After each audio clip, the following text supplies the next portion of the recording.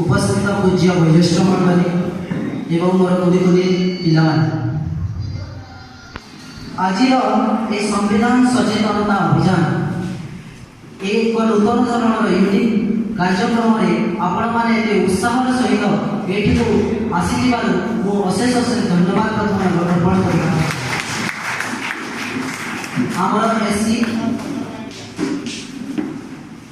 SC ST OBC एवं minority एकता मंच परामर्श आम यह कार्यक्रम कर अनेक अनेक धन्यवाद। आमर विषय वस्तु आज है संविधान और मौलिक अधिकार। प्रथम आमको जानवा पड़ो संविधान कौन और संविधान किपर या तो संविधान जमी आम धार्मिक ग्रंथ है हिंदू मान ग्रंथ जमी गीता महाभारत वेद ठीक से मुस्लिम ग्रंथ कुरान ठीक से क्रिश्चियन बाइबल तो जो मान किसी धर्म ना जो मान केवल मानव धर्म अच्छी से सर्वश्रेष्ठ धर्म ग्रंथ हूँ संविधान। तो संविधान किपर निर्माण होता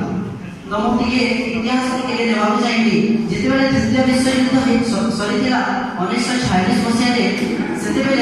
आम इंग्रेज सरकार आमर जो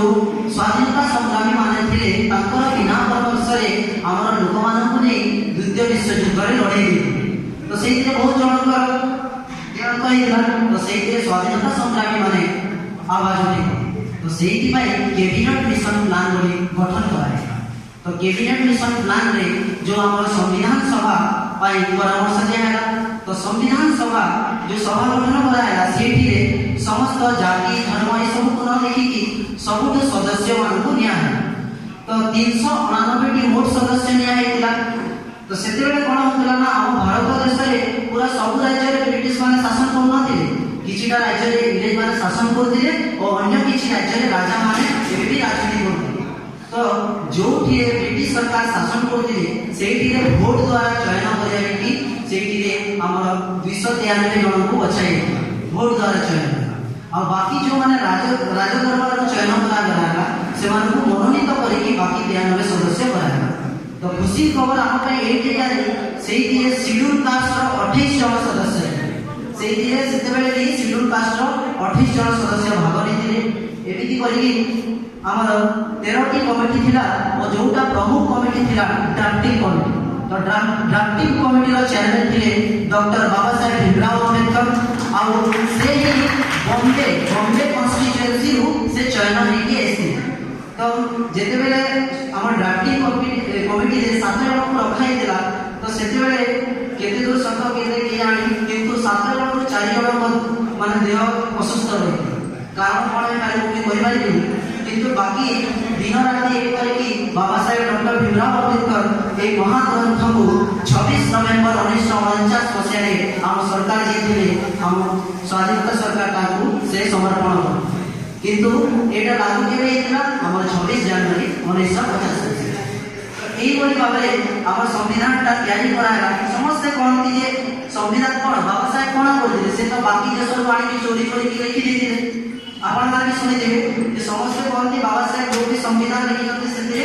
किछि निजे करना सब बाहर चोरी करके आनी लताए एथिरे मो दुटा जिंस कहबा चाहिए जो देश 1947 मसीह स्वाधीनता पाई सेतेबेले विश्वर सब देश पाखा पाखी स्वाधीनता पाई सारी संविधान तैयारी करि सारी लाणी सेतेबेले नुआ कोन होई पाइबो नुआ किछि करा जे पाइबो हेले भी किछि नुआ कराई जे जोना बतेबा चाहिए तो